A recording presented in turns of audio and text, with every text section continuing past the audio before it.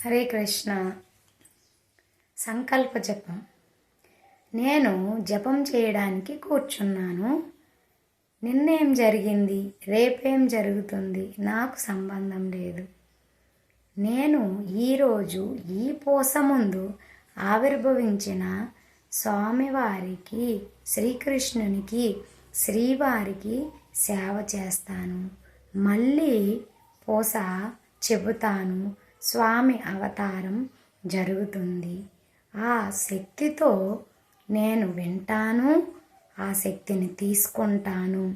మళ్ళీ సేవ చేస్తూ ఆ శక్తిని స్వీకరిస్తూ స్వామి సేవ చేసుకుంటాను అని ఈ విధంగా సంకల్పంతో హరే కృష్ణ హరే కృష్ణ కృష్ణ కృష్ణ హరే హరే, హరే రామ రామ రామ హరే హరే.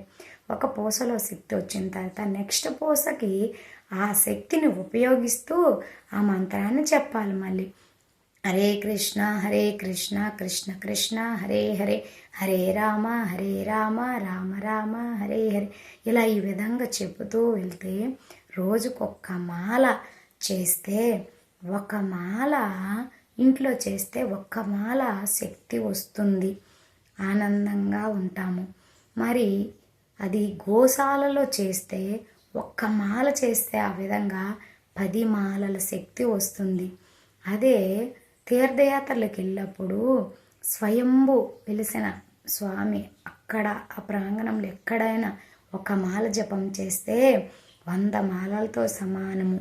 అది పుష్కరిణి స్నానాలు నది దగ్గర చేస్తే ఒక మాల 1000 మాలలతో సమానము.